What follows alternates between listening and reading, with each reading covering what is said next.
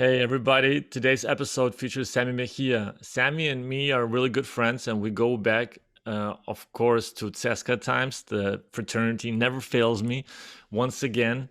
And I promise there will be a guest on that are not related to CSKA so that you guys don't think I just have CSKA friends on here. Sammy today he talked about his career, how he went about to make the decision to leave the DLeague at the time and go to Europe and start his career. How important he thinks it is to realize that early enough for a player. We also talked about his time in France, his time in Turkey, as well as in Moscow, obviously. But the bulk of our discussion is about retirement. It's about how he went about to make that decision, how hard it is for a player. Not nevertheless, it happened during the pandemic, but that's not any easier.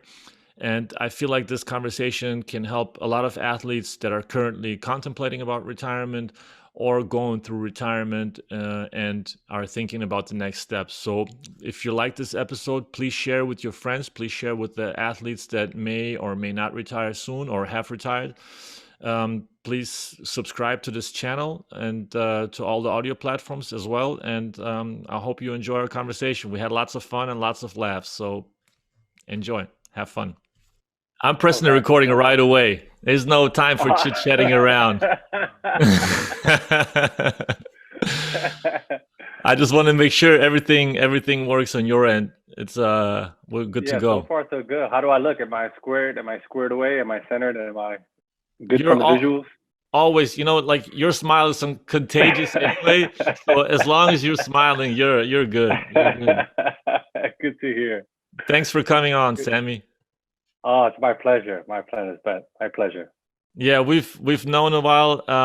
You don't have to tighten up. You can stay loose, Sammy. We I'm good. I'm good. uh, I'm good. with again my our Cesca fraternity doesn't fail me once again, and people start thinking that I'm just inviting guests that I know through Cesca, but there's other guests coming. Don't worry. Right. Um, the I the bulk of our conversation is going to be about retirement. Like Right. how to go about it and how you came about it and what struggles you dealt with early on. And I think that lots of players struggle with similar things, and Right. just trying to reflect, trying to help them prepare for that step and make it. It's a huge step because it's you redefine your identity basically. So Right. but before we go to that, I wanted to make sure that because I'm tagging countries on my page. Okay. So is it okay if I tag Dominican Republic or how Yes. you Yes. prefer? Yes. Do you think, bro? Tag away. Tag away. Tag away. I You're just gonna have to later on send me the city or which city. Actually, tell me. I'm not a history buff and I'm not a journalist. I'm not trying to be, but I try to let everybody or know everybody's story a little bit better. And I just would like to know Okay. how you came about, how the steps were for you for coming from the Dominican Republic to the U.S. and if you what expectations you had. Did you come with hoop dreams? How were the initial years for you? Okay. Actually, it was my parents who kind of came over and migrated from my dad from the Dominican Republic and my mom from Cuba actually. So I was actually born in the States and I grew up here and my Dominican roots come from the family that I have over there. Obviously, grandparents and aunts and uncles that that were related to us through family, but I myself have never lived there. I'm just obviously deeply tied into the culture and the family part of it. But as far as growing up, the hoop dreams that didn't become a thing until after I've been playing for a handful of years. And initially you always just fall in love with playing and you just love being around other guys and being competitive and coming from a big family, I have five older brothers, and we all played basketball. So Wow. I was the youngest out of the bunch. I was the one getting picked on and getting bullied on the court. And I guess that kind of fueled the fire as far as my competitive edge to try to get me to keep up with them. And, unfortunate for them, people always say the youngest is the one who kind of benefits from like the experience of the group. So I was able to suck up as much as I can from their from their knowledge and their experience in playing the game, and take it and use it for my advantage. So I'm grateful for my brothers. They started playing, and they helped me fall in love with the game. So yeah, that's a quite embarrassing moment for me for not knowing that ahead of time. But like I could easily delete this now. We can start over. But Okay. like no, this is how it is. I should Okay. have known that actually, but I never really investigated further. I just saw it's Dominican Republic, and I thought you came here as a child. So No, no yeah. worries. No worries. But after playing at DePaul, I know that much. You had a short stint at the G League, right? Yep. And Yeah. Fort Wayne. So you left to go to Italy midway through the season, and Yeah.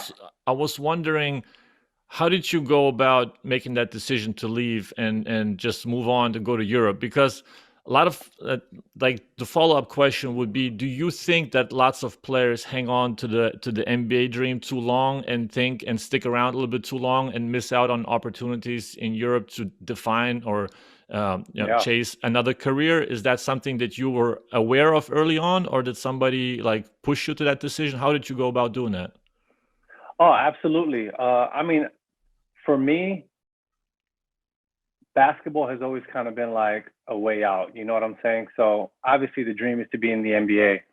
But interestingly for me, when I got to Fort Wayne, we had a couple of guys that have been in the D League. It was called the D League at the time. Yep. They've been there for 5, 6, 7 years. And it made me question, like, okay, what's the ultimate goal? You know what I'm saying? Okay, NBA is like the dream. But as far as being a professional athlete, what's the most important goal? And for me, it's to maximize your skill, to a point that you can benefit from it. All those years that you put into it, like, at some point, especially for athletes, we have such a short span career. You have to start thinking selfishly, how can I benefit? How can I maximize from this God-given talent and ability that I've been blessed with? And, I played well in the D League at the time, and I just got to a point where I saw a lot of people that made me imagine myself as, I can be that guy if I don't get out of here quick enough. Regardless of how good or how bad I was playing, I've always felt that if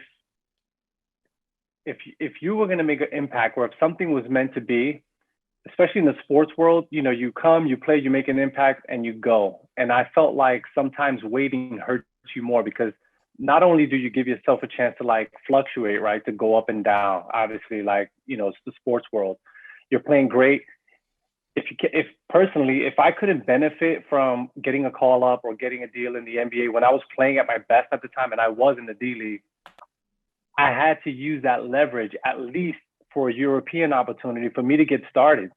Because if you don't get drafted and you're in the D League, yes, it's an opportunity, but financially, you're still starting from scratch pretty much, at least at that time. Now it's different. They're paying guys a lot more. So I always thought, okay, let me get in. And if it's meant to be, it'll find its way back to me, and I'll find my way back there. But for the meantime, let me maximize and let me take advantage of some of the perks of being a professional athlete, and let me travel the world a little bit and see something different. And at that time, the Italian league was like pretty legit. It was a strong league, and I saw it as a challenge, and I saw it as an opportunity that if things went perfect and things went well, that this could be a stepping stone. It's not always about feeling like you're taking a step back or like giving up on your dreams. So I looked at it with that mindset, and I approached it with that mindset, and that was kind of what led me to make that decision. Because and at that time, I left in February, so I knew it was only a few months, and I was like, what should I do? Should I go add something to my resume for a few months, or kind of just stay in the D League and finish the season with less chance of potential job opportunities in Europe the following year, because I have nothing to kind of like show the teams or the clubs out there that I'm capable of doing. So I chose to go with that, and I've enjoyed every step of the way after that. That's a lot of self-awareness, though. I mean, like that's not many players would think that way that early in their careers. You know, like to think No. ahead by seeing the examples in front of their face, and kind of like mirroring Hmm. the possible future to your right in front of your eyes. And it's not easy. What, like, I'm always interested about the essentials. Like I'm trying to dig a little bit deeper. So where do you think that comes from? Like, how did you really were able to reflect on that? I think that comes from being the youngest in a big family. I've seen a lot of things that my family members went through, whether it's personal, sports related, job related. You just see things, and it wakes you up to things that one you get to learn from through other people's experiences. And I've always been like that as a child. I'd look up to my older brothers and sisters and some of the hardships that they went through. Dealing with friendships and dating. Like having a girlfriend who broke their heart, and you see that, and you're not going through it, but you're like, man, that sucks. Like, look at him, he's like broken. So for me, it's always held a small place in the back of my head, and then in any given moment, those thoughts, those memories, those experiences would kind of like just pop up in my head and remind me to be aware and mindful as much as I can. And okay, did I make every perfect decision in my basketball career? Absolutely not. But I think for the most part, I've at least allowed myself a chance to listen to some of those voices and to try to be smart, because basketball is such a short-lived experience that I just tried to maximize it as best as I can. Yeah, so that's very observer like you were growing up as an observer, Yeah. observing the outside, the surroundings, and I'm sure that those all those ups and downs leave a mark on you as well. So For sure. that's probably right. So when you went to Europe, did you have any kind of expectations the first year? Like, is that kind of like expectations versus reality that kind of hit you while you're there? Yeah, and it's funny you mentioned that, because like, which is probably most Americans. We think, I have an NBA dream. I was borderline. I was so close to making the NBA. I'm just gonna go to Europe real fast and just like dominate and just like I'll be right back. And it's like, you have that rude awakening when you get there. Like, okay, these guys can play. You know what I'm saying? These guys can play. The rules are different. The leagues are different. The expectation is different, and the experience is different. It's a total 180 from what we were used to growing up playing basketball. So you have that kind of shocking experience when you step into practice, let alone the game, just that practice, and to see the tempo of the practice and how aware guys are about plays and like, and details, and how to, have different options for one play, and like how these guys memorized 20 plays, and like they're able to just like run them on the drop of a dime. And like those are things growing up where we don't really put too much emphasis on, because we're more about talent, ability, go get it done. So it was definitely a shock, and it took me some time. It took me a month or so to just get used to it, like, and just to feel comfortable on the court, and to kind of like find myself in the European aspect of my career. And it was definitely a shock. I remember being a bit confused and questioning, like, man, like, are they that good, or am I not as good as I thought I was? Like, it was a humbling experience, because you can't. I mean, some players do, some special players, but it's hard to just come over and like get it right away and just like apply everything right away. And you see that every year in the Olympics and in the World Cups, how guys go and they struggle, and it's like it's real. It's not as you'd be surprised what a simple tweak here in the rules and the style of play, how much that can affect your game. Yeah, that's I think that aspect is underrated, and like people or players or coaches who have experienced both sides, they're kind of like they understand Yeah. why things are happening. That's why coaches also in Europe, they usually give that time to players, to rookies who come over for the first time, because it's just, especially coming from college, from like, I mean, it's this it's the same game, but it's a different angle of the game, I'd say. Like Yeah. Yeah.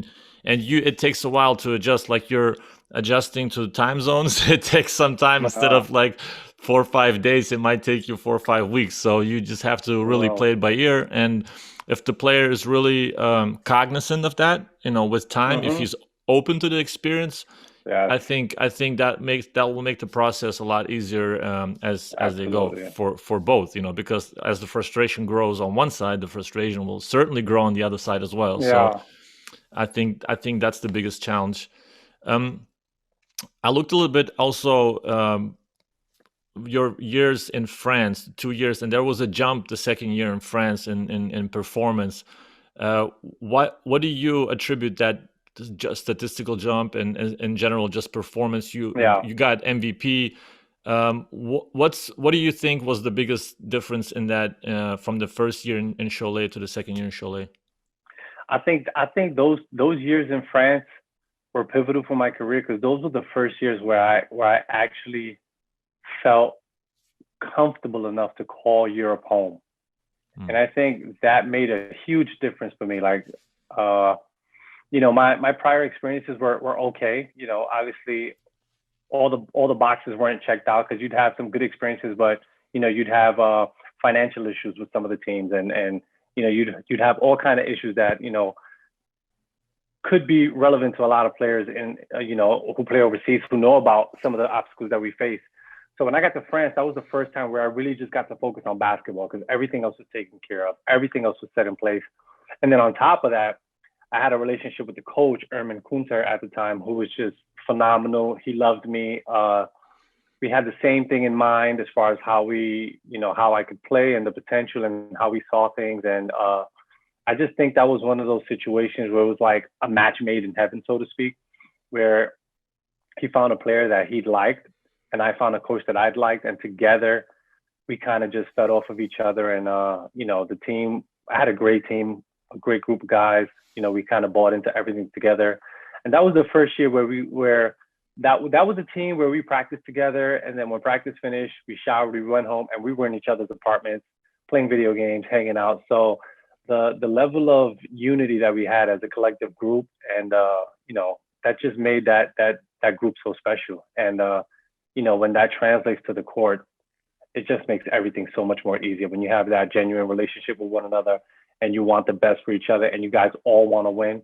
Then it's about finding what works best. And in those 2 years, uh, that first year was a bit of a learning curve for us because I actually signed a little late in that first year, so it took me a while to get in shape and to get used to the style of play and to kind of make friendships with the guys. But we ended up going to the finals that first year, and so then when we won, and then when we went back, it was just like picking up where we left off. So I had no drop off when we came back. We just Yeah. came off a finals championship. Same team coming back. We probably added a couple role players, but the core was there, the group was there. So we just picked up where we left off, and it was easy to kind of glide into that second year with the same momentum, and we just carried that all the way through the season. Yeah, I think that's it's a huge advantage when you bring back the whole team to the second year and everybody's already adjusted and knows their roles, knows each other well, and chemistry. I believe. I mean, for whether it's right or wrong, I think it's underrated. The chemistry aspect is underrated in the States, compared to Europe. Like, Absolutely. yeah, like everybody has their own perspective on it. I experience both good and bad chemistry, whether it's coach or player, but that definitely makes a huge difference. You can't really manufacture it, but you can put it in place. Like I said, if the team was clicking the year before, you try to bring it back with the same guys as much, and maybe like just a tweak here and there in the roster. Yeah. But the chemistry, it's so hard to find. But when you find it, it's absolutely, it makes the whole experience more joyful and Yes. memorable. Um, And I honestly think that's part of the challenge in playing in Europe because in Europe it's rare to get multi-year deals for a lot of guys. So it's kind of hard to bond and fall in love with the place because it could be so short term where you're kind of in and you're out, and then to get a group of guys and a team and an organization to be able to buy into something, I think that's special.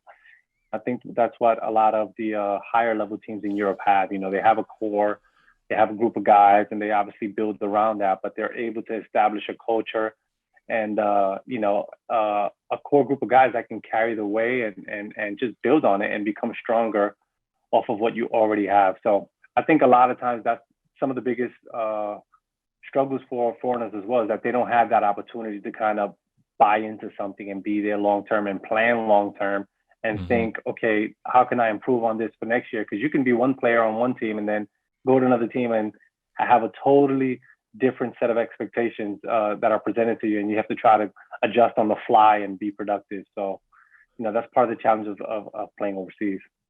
Yeah, it's every year every team has their own challenge. Like teams like if they bring over players, like they seek, or the successful teams that bring players who are able to embrace the team and identify themselves with the team, with the fans. Right.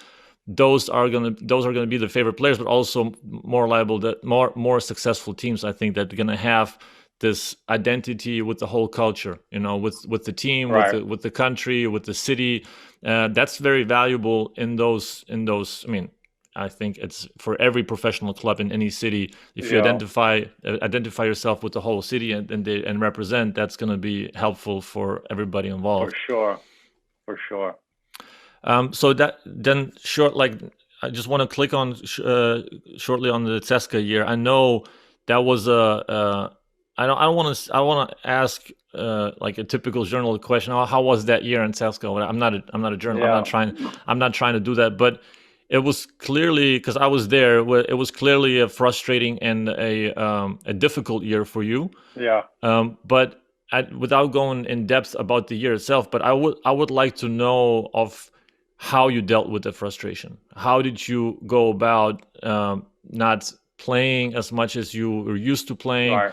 as much as you probably expected to play, for whatever reasons it happened? But it's Right. it's every player at some point may go through that experience as well. So Right. I'm wondering what your advice would be and how you personally dealt with that situation. Oh, definitely, especially coming off of those years I had in France and the momentum that I've kind of built individually as a player.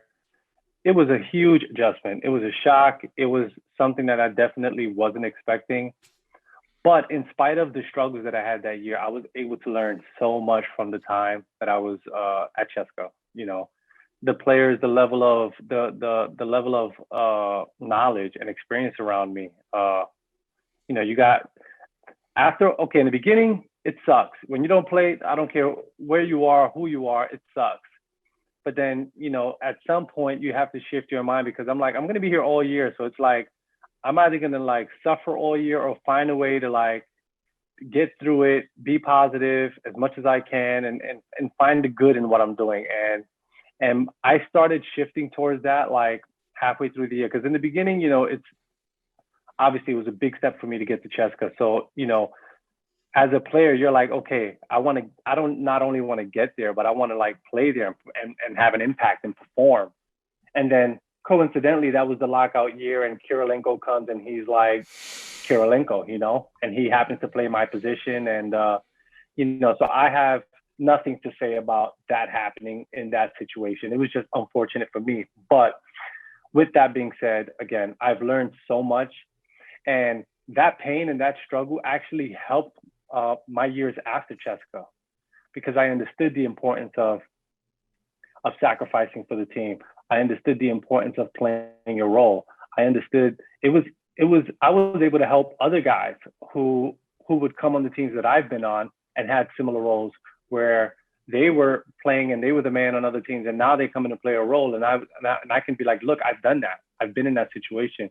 You got to find a positive. There's always a way to be productive. There's always a way to give something to the team and to kind of make your mark right towards something good. And managing that was tough. Luckily, I had my family with me, and I had your friendship. Obviously, we'd hang out and grab lunch and dinner a couple of times, and that was always great. And in general, the guys on the team were fantastic. So there was no way for me to let my own personal experience allow me to be selfish enough where I'm going to ruin a year in a locker room full of amazing men who are experienced, talented.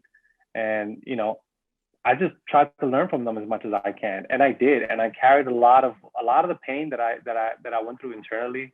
I've carried that and used it to help me have a better second half of my career. And I totally benefited from that, in my opinion. And I'm glad to a certain extent that I actually went through that, because it made me appreciate things a lot more afterwards. Yeah, so basically you became the big brother. Yeah, yeah. Because it's It- humbling, man.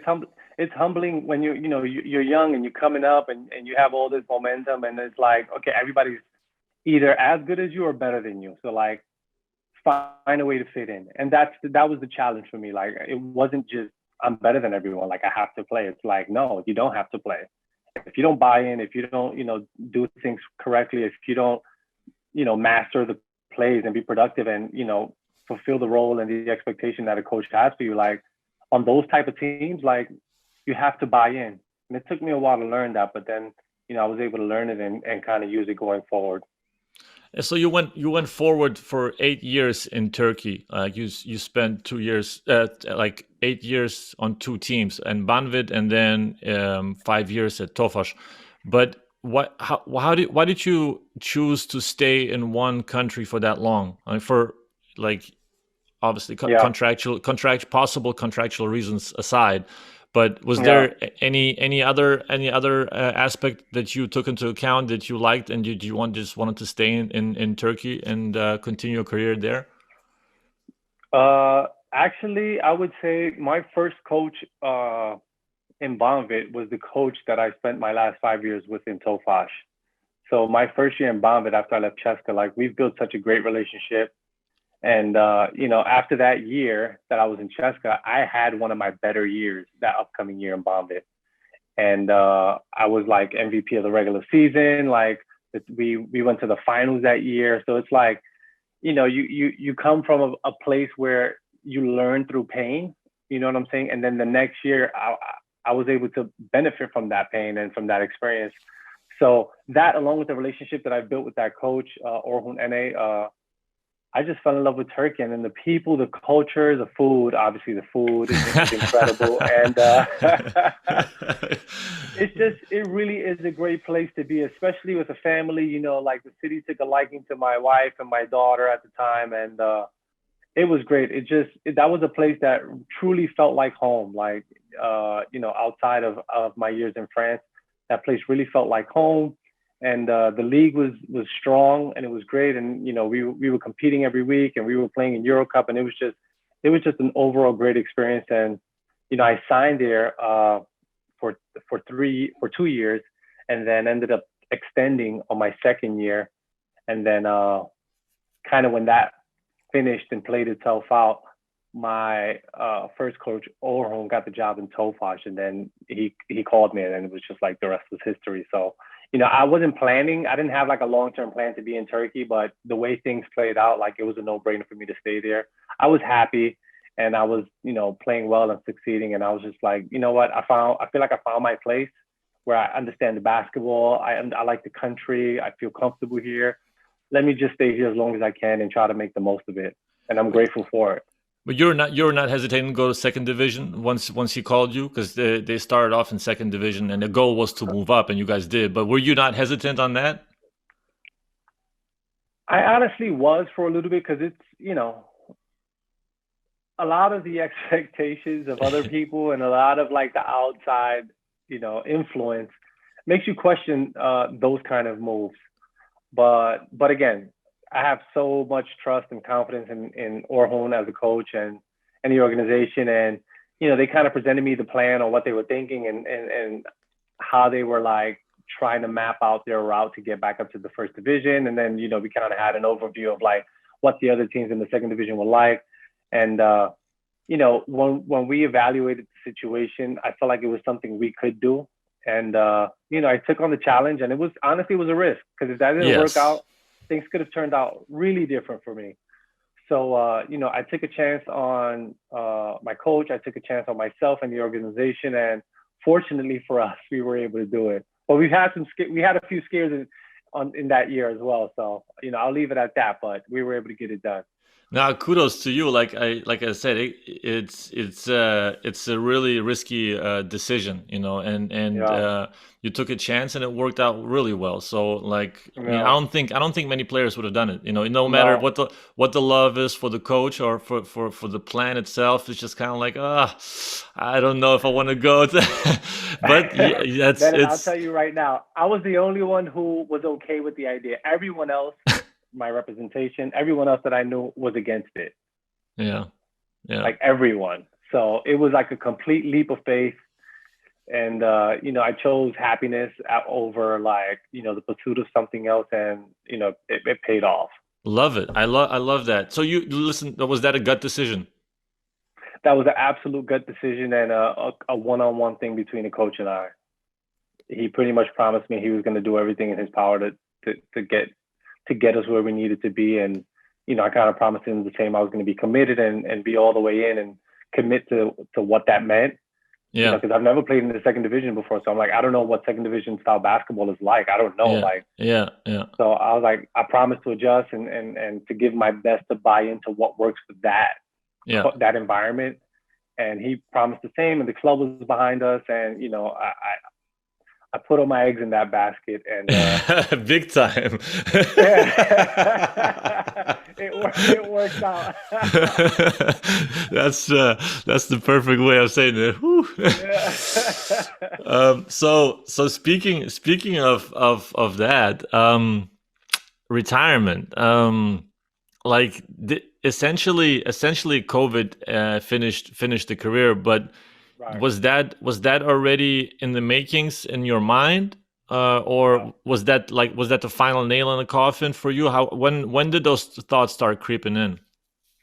I mean, no, those thoughts were in play for the last, I'd say, year and a half of my playing. But then, it's retirement is such a tricky thing, because that's, when you're young and you're in the heart of it, of your career, you're just like, oh, I can't wait till I'm older. I'm just gonna like walk away. And then like you get older, right? And then you're just like, it's so hard to walk away. It's just like you find reason after reason to try to convince yourself that you can still go and that you still got it. And then it's hard to let go of something that you've loved for so long.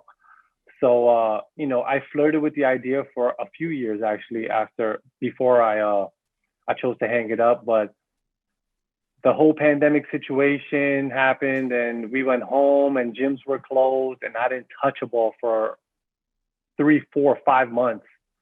And it was just, I know what it takes to like play at the professional level, at a high level. And I was just like, you know, mentally, physically, emotionally, to try to build myself back up to that after what was happening during the pandemic. It was just too big of an obstacle almost for me to try to face at that point in my career. And we were in the States already for a while, and the kids were getting comfortable. And it's one of those things where it's like, it's a gut check, like, are you ready to like pick up and go and be in the unknown, or are you ready to like start planning towards what's next, and kind of getting a head start on trying to figure out what you're going to do post basketball. So it was definitely a hard decision. I cried when I finally like said the words out loud and like retired, even though I was like ready for it. But yeah, it was a bittersweet moment for me. So that's I can only imagine. Like it's you put like your whole life into this, Yeah. basically, Hmm. and it's there, it's coming. And is it like the part of what's scarier, basically, making a decision of what you're leaving behind, and it hurts so bad to leave that behind because you feel like you physically, like if you really put yourself to it, you maybe you probably could have played at some level, I'm sure. Yeah. So is it more scary because of what you're leaving behind and it hurts, or is it scary because of what's next? What's the bigger That's a evil great there? that's a great question. Uh, I would say it's a combination of both. It's like having a favorite pair of shoes or a favorite hat, and then and someone asks you for it, and you don't really use it anymore, but it's your favorite, and it's just like, yeah, I don't use it, but it's mine. You know what I'm saying? And like Yeah. basketball was mine for as long as I can remember, and as long as I played basketball, I didn't have to worry about anything else. Like, it was just basketball. Like, it just Yeah. eliminated everything else. I didn't have to think. I didn't have to plan. I just knew I had to be in the gym. I had to stay in shape, and I had to focus on what was next as far as basketball. Yeah. But when you take that away, now you're pretty much stepping into a room with nothing on the walls. You know what I'm saying? So you have to kind of re-sketch who you are as a person, as a husband, as a father, because your days are not centered around the basketball schedule anymore. So now you kind of have to orchestrate and like organize and plan your life on what's next. Because when we retire, we're old, but we're young Yeah. in real life.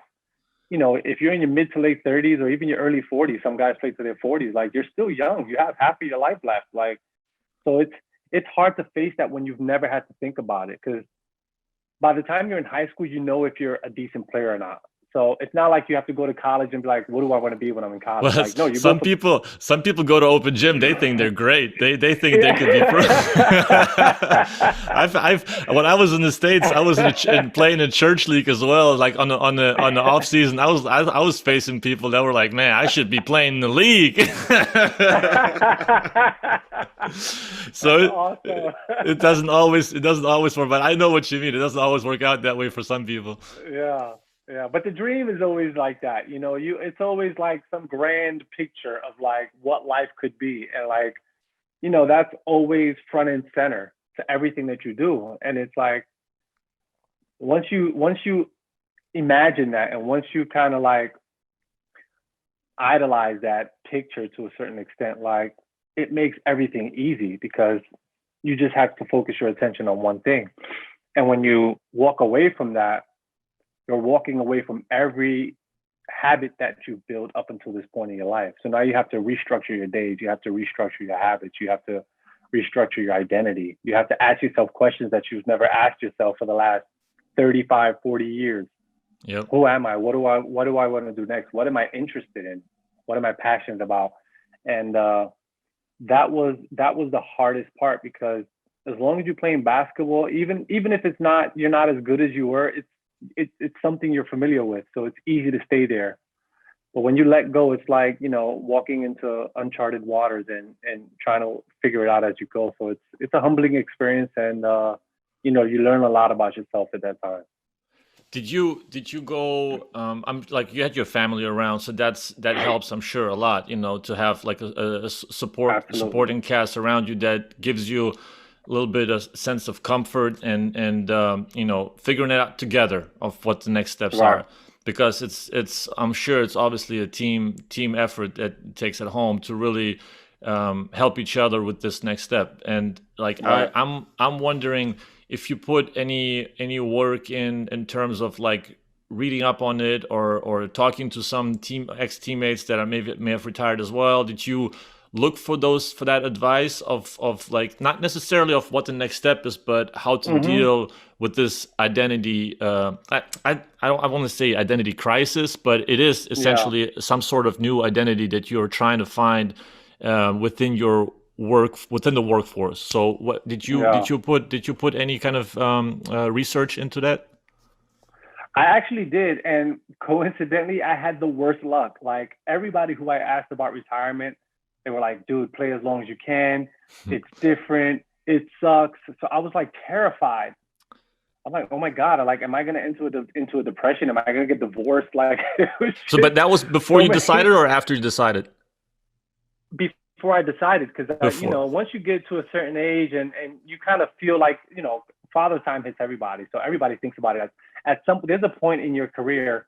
I don't know when exactly it is, but it's different for every player. When you start having the thought, you know what I'm saying, and that could be 4 or 5 years before you actually retire. But that thought comes, and then you see guys that you played against, they're not playing, and then you bump into them, you talk, and it's just like everybody who I spoke to about that always missed the game. They missed being around the guys. They missed being in the locker room. They don't miss being sore. They don't miss the pain. They don't miss the grind of the 2-a-days, but they miss the basketball world. And it's those conversations and that advice that you get from people that walked away from the game. It's like a warning sign that's like flashing in front of you, and it creates some level of like fear. You know what I'm saying? Like, Yeah. wow, am I ready for that? You're like almost afraid, and it's like I'd rather just play till I can't walk anymore and like kind of let the game kick me out, Yeah. because it's hard to like embrace that and to know that that's what's coming. Like that's the hardest thing. So I did I would ask a couple people, but it was just that's the kind of thing where no matter how much until you go through it, it's different for everybody. So, I had a bout of depression, and especially retiring into a pandemic where I couldn't leave my house.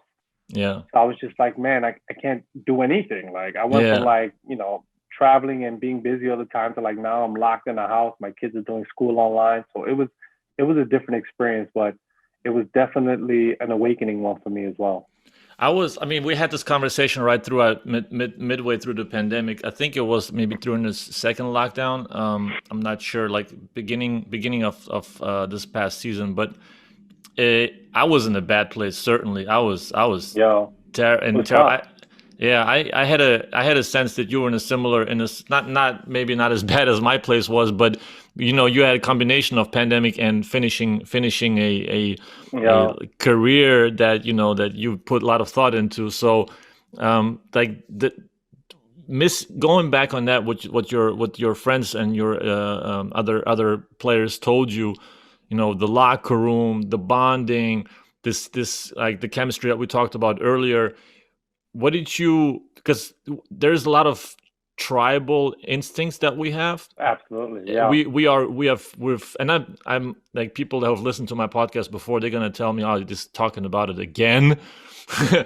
But there's like this tribe, this book Tribe by Sebastian Junger, and it talks about like how we're really codependent within the group, and the group makes Yeah. us happy. The group dynamics give us purpose, and a team environment, whatever role you play, like you said, like with guys who struggle in a team, they still can serve a purpose, and you Yeah. find you are serving a purpose as a team member, and you feel like your Right. self-worth. You lose that, Yeah. all of a sudden you lose purpose, you lose self-worth, you lose your confidence probably as well, to a certain degree. Mm-hmm. Like those things trigger a lot of emotions that you never had to deal with. And Yeah. like, I was wondering what like the biggest thing that you miss from those times, that you can reflect on right now, that you feel like when you look back on, it's like, man, that was something that I will probably never feel again. And it's also, it's got to be, you got to be cognizant of those things that certainly not going to feel again, being on the floor in front of 15, 20,000, Yeah. and playing and enjoying somebody's like throwing bottles at you in Turkey or Yeah. whatever. Yeah. Yeah. Like, I Yeah. got we got coins thrown at us. But like, what are those things that you will think you anticipate cherishing the most, and reflecting onto the most, going forward? I think first of all, that's a great question. But I think the coolest part about being an athlete in general, especially for us as basketball players, I think it's so cool how each year we meet new people from different backgrounds, different cultures, different environments, and we become one so quickly. And I think that's one of the most beautiful things that sports can give you, is the ability to meet new people, form a relationship with them, and buy into something bigger than yourself. And I think, you evaluate each season and you compare the beginning of the year to the end of the year, and it's just like two totally different dynamics. By the end of the year, you're all brothers, and it's like, Yeah. you do everything together. And I think that's what I know that's what I personally miss most about the game. Obviously, being on the court, playing in front of all those fans, and having huge plays and making game-winning shots, all that stuff is fantastic. But some of those bus rides, some of those airplane rides, being in a hotel and just annoying each other to the point where we're like dying laughing, and just like, oh, those moments are the best. Sitting at a dinner table together on the road somewhere and like exploring and getting lost in a new city, like those are the moments that I cherish the most, because that's what the game has given me, right? Outside of like the norm, outside of, being in a uniform and like shooting a basketball, like just the friendships and the relationships that you make with people from all over the world. And to this day, some of my best friends that I've made are European people that live in a different country, and I cherish that. And I think that's it's a beautiful gift that basketball has given me, and it's something that I cherish and will cherish for the rest of my life. Yeah, it's more about appreciating the fact that you Yes. had the gift of going through that, and Hmm. where you don't have to regret of not doing something or not really like basketball players or like pro athletes in general. They go through so many different emotions, especially in the team sport, where you said you have so many different dynamics, so many different people that you're meeting every Yeah. year, each year, and each year, even each month can be a new experience. Just because like certain loss will trigger certain reactions in the locker room, and Absolutely. that gives you also again a new learning experience, and then you're able to grow again as a person. And the more the more those kind of things you experience, the more you are mature. And that's why retiring at 38, a lot of times you are more mature than, let's say, some 50, 55 year olds, because they've like some like classic office jobs where they didn't get to Yeah. experience all these things. They didn't get to experience Yeah. different cultures. They didn't get to experience learning, meeting as many new people, because they just Yeah. been going from 9 to 5 their whole lives, and that's all they know, and they're happy with that. They're content. But Yeah. whenever you are as a pro athlete traveling so much, it's also at some point hard to find this feeling of contentness or satisfaction, because you're always like this, get these adrenaline rushes, Yes. get these highs. Yes. And I think Yes. that's what draws you back in, and that makes it so hard when you retire, because Yes. you lack these adrenaline spikes, these dopamine Hmm. spikes, whatever it is, like, Absolutely. because I mean, I always look at it also from a hormonal standpoint, because our bodies are weird, and Yeah. those experiences are, like, worth a lot going forward, just because if you're able to reflect like Absolutely. you are, you're able to, draw parallels in your Yeah. next experiences. Hmm. So let's talk a little bit about the next experiences that you as your T-shirt already gives it away. But that's already something that you originally didn't know which direction it will take you. So Yeah. how did you go about, or how did it go? How did it come about of drawing you into Team Was, and becoming an agent officially already? Is that something that we can talk about? Or I mean, this is not going to be aired until probably a couple of weeks, but I'm still, Yeah. for the listeners' sake, the first steps of going about and seeking out new opportunities and finding this Yeah. new path. How did you start? I think before I started, I had to kind of just find myself, because when the pandemic retired me, and you know you always tell yourself you want to take time off, but I quickly realized that that probably wasn't the best thing to do, because taking time off, you just have time to sit in your thoughts and to sit in your emotions, and Mm-hmm. that can be really hard. That can be really hard. And but I didn't have much of a choice. Everything was shut down. There was nothing going on in the world. So I tried to think about what I could see myself doing. And I would say this though. Prior to retiring, the one I don't want to say regret, because I don't like to live with regrets. But one thing I would have done is thought about this sooner or earlier, where instead of waiting till it's over, kind of a few years before you feel like you could potentially retire, start thinking, start talking to people, start, flirting with different ideas about what you could do next, so that way you can get a head start and kind of like figure it out as you go. Where when you retire, you have all this pressure on yourself mentally to like figure out who you are afterwards, that it can overwhelm you at times. And I think for me personally, I've always wanted to stay a part of the game. I just didn't know from what avenue. And fortunately for me, I know some people in the agent business, really great people that I respect and admire. And they actually were the example for me, because I wasn't crazy about being an agent, because, obviously there's like stereotype of what agents could be in like the world of an agent, so to speak. And you know, I believe myself to be a person of character and integrity. So I plan on channeling that and carrying that with me. If I do end up becoming an agent. But right now I'm interning with Wasserman off of a relationship that I've had with someone. And it was more of something that I was curious about. And I had the opportunity to like dive into it a little bit. And I immediately fell in love with it because it related so much to the game that I love. And it's like, I get to talk with basketball players. I get to travel. I get to meet new people. And it's like, it gives you that sense of, I'm satisfying and feeding that adrenaline need and rush that I want, but you're just doing it from a different angle. Yeah. And it feels good to feel like you're part of the game and you're meeting new people and impacting the game and helping people. At the end of the day, it's all about helping the next generation, right?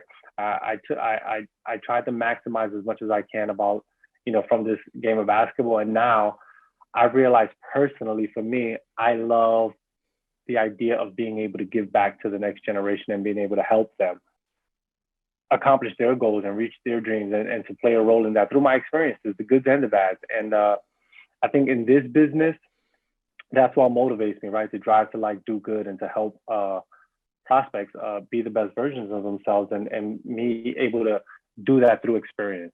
And, I've been interning here for the last 4 weeks and I love every part of it. It's super busy, a lot going on. It's fun work.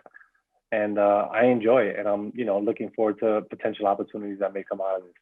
Did you feel like you had to prove yourself again in a new avenue and like starting from scratch? Because like I think also because you're a humble person, you're definitely a person of high character, and there's no doubt about it. That otherwise you wouldn't be on my podcast anyway. So. I'll take that.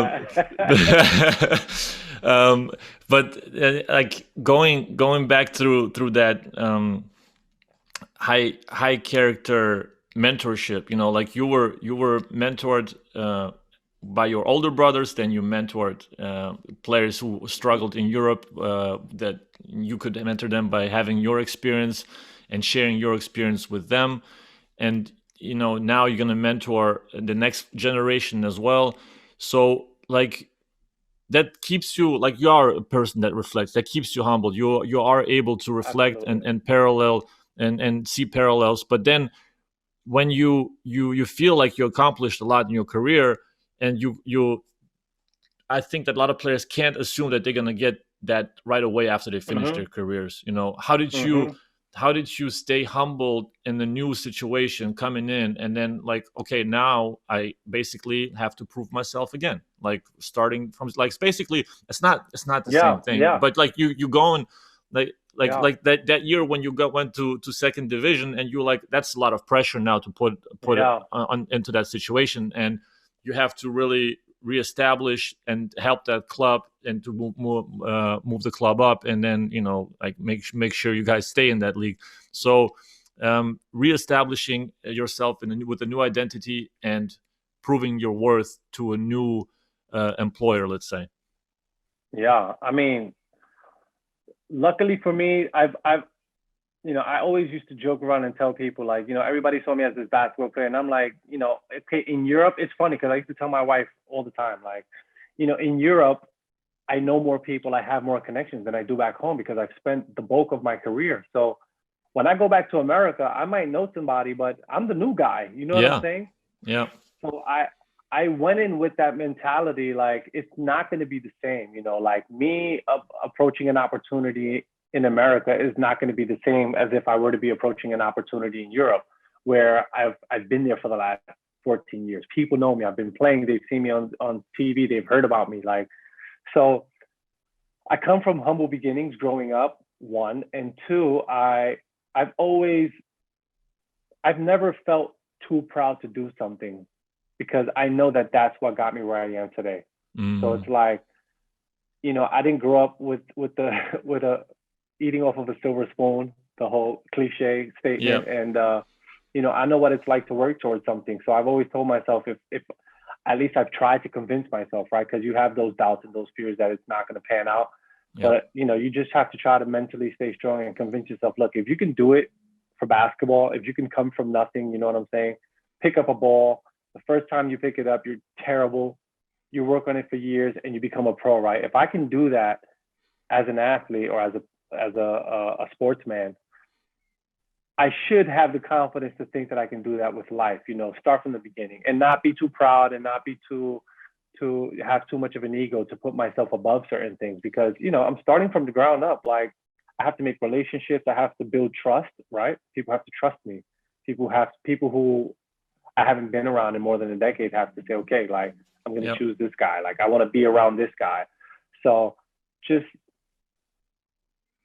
learning to humble myself. So it's like life is like a roller coaster, right? Like you start low and then you get the highs, right? And you become successful and then you change fields and then you have to be willing to slope down again and kind of like hang out in that low area, that low zone until Yep. you build yourself back up. And I'm in that position right now where I'm not afraid. I'm not, prideful about, any job or any task that I might have to do in order to get myself out there to be seen and to be noticed.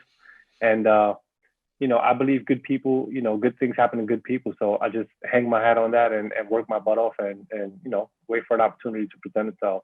But it's not easy. It's hard and it takes a lot. I would say that it takes a lot to be the guy now where you're chasing people. When you're the athlete, everybody's calling you, hey, what's up? Now you have to be the guy chasing people. Yeah. Hey, what are you doing? Is there something available? Are there any opportunities? Do you know someone that might need some help? Yeah. So you go from being chased to being the chaser. And I think that's the hardest thing for a lot of players is, being humble enough. And I don't even want to say humble. I think that's more being confident in your own character, right? And self-worth to be Yeah. able to do that. And I found myself comfortable with doing that early on, and obviously it's paid off now.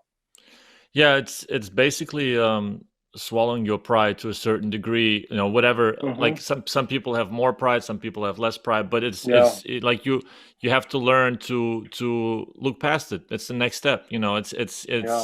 That's the thing I think that's the most difficult thing to do is just that identity, the paradigm shift within the identity. Yeah. And a lot of people can't put that in perspective, but I'm glad you did. I'm glad you are on the way. I mean, Yeah. Yeah. And you're embracing it. yeah, Embracing it. Like right now, I train guys in the morning. I pick guys from the airport. I'm grinding. I'm doing work that, people used to do for me when I was a player. And I'm doing yeah, that now, picking guys up, dropping them off, taking them to get checkups, organizing travel. And it's like, yeah, these are things that were done for me over the last 14 years. And, I'm okay with that because one, I respect it because I wouldn't be where I am today if people didn't do that for me. So yeah, I've embraced it in that way where I'm like, there's worth in everything that you do. It's just how do you see it? Like, do you have to be at the top of the worth, or are you okay with being productive but at a smaller scale? And I think when you embrace yourself and you're confident and you trust like who you are as a person, it doesn't matter where you are because people recognize good character and quality people. And even if you're in a minimal role, you'll stand out. amen, amen to that. Yeah, I think yeah, that's I shouldn't talk anymore because that's I would probably just ruin. No, Sammy, like in Moscow, you mentioned me, our friendship there when we developed, like you helped me too. Like it wasn't easy for me either. Like I was trying to find my ways also, wow. and I like the lack of vitamin D. Also, there was a lot not much sunshine there, and Uh, it helped me a lot also to hang out with you. So I appreciate you, and I appreciate you oh coming man. on. Tell everyone how they can find you if you if people want to find you, if you're not hard to find, like if you don't mind. I mean, you can just say No, no, no. good I don't luck. mind. I don't mind. First of all, you the man. I appreciate your friendship. Dennis is the guy. He's the guy. Super cool. Love the t-shirt, the tie dye. I've been like watching it the entire time. Like that's so cool. But yeah, you can find me on Instagram at Sammy Mejia. At Sammy Mejia. Like it's pretty straightforward. Twitter is the same. I'm not big of a Facebook guy, even though I have an account. So I'll just leave those two. And yeah, if you guys are interested, give me a follow, see what's going on, and hopefully get to meet some of you guys. Yeah, I'm gonna tag Bronx. I'm not gonna tag Dominica. I'll let me come back to that. Like I'm not gonna. I mean, with all the respect to Dominican Republic, because I'm trying to visit every country. I'm trying to visit every country with all the athletes and coaches and everybody. And I'll continue to search for a Dominican tag. And now I'm gonna tag the Bronx. Okay, tag the Bronx, the boogie down. All right, Sammy, I appreciate it. Everybody, tune in to the Benes podcast and subscribe if you liked it, and give Sammy a follow. All righty, thanks for having me. I appreciate it. It was a blast. All right.